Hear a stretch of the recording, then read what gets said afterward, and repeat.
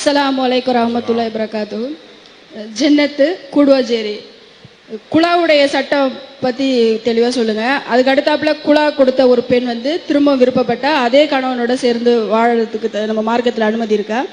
இதை பற்றி மற்றவங்க நம்ம கிட்ட விளக்கம் கேட்கும்போது ஆதாரபூர்வமாக அதை சொல்ல முடியல. அது தெளிவாக அதாவது ஒரு கணவன் மனைவியை விவாகரத்து செஞ்சிட்டான்னு வைங்க, செஞ்சால் முதல் விவாகரத்து செஞ்சிட்டான்னா அவங்களுக்குள்ள சேர்ந்து மறுபடியும் வாழ முடியும்.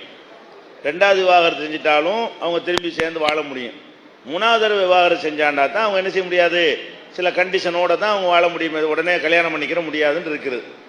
அவங்க என்ன கேட்குறாங்கன்னா, ஒரு பெண்ணு கணவனை குலா கொடுத்து வேணான்ட்டாங்க. பெண்ணுக்கு விவாகரத்து உரிமை இருக்குது. அந்த கணவன் வேணான்னு சொல்லி பிரிஞ்சிட்டாங்க.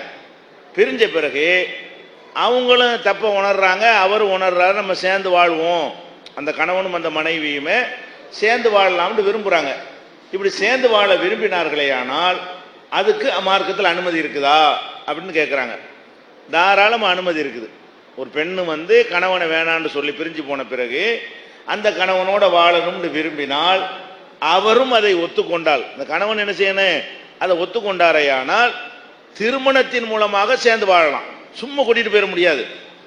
பழையபடி திரும்ப ஆரம்பத்திலிருந்து கல்யாணம் முறைப்படி கல்யாணம் பண்ணி மகர்லாம் பேசி அவங்க ரெண்டு பேருக்குள்ள கல்யாணம் பண்ணி என்ன செய்ய முடியும், வாழ முடியும். இப்போ அதுக்கு என்ன ஆதாரம்? அதுக்கு ஆதாரம்லாம் வேண்டியதில்லை. அதுக்கு ஆதாரம் கேட்கவே கூடாதுங்க. எப்போ அவங்க ரெண்டு பேரும் டைவர்ஸ் பண்ணிக்கிட்டாங்களோ, இவர் அந்நியர் ஆயிட்டார், அவங்க அந்நியர் ஆயிட்டாங்க. ரெண்டு பேரும் அந்நியர்கள்.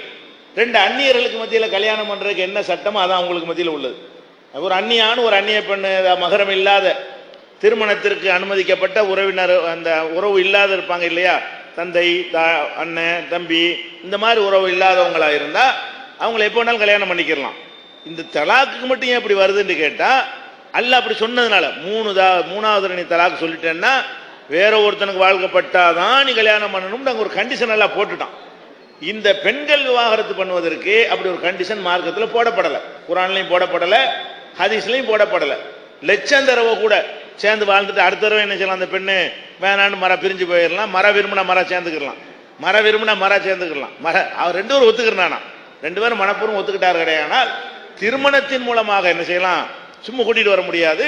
ரெண்டு பேரும் அவங்க கல்யாணம் பண்ணி என்ன செய்யலாம், மகர்லாம் கொடுத்து வாழ்ந்து கொள்ளலாம். அதுக்கு எந்த விதமான தடங்களோ தடையோ மார்க்கத்தில் கிடையாது. அது உள்ளதுதான், சாதாரண விஷயம் தான் அது.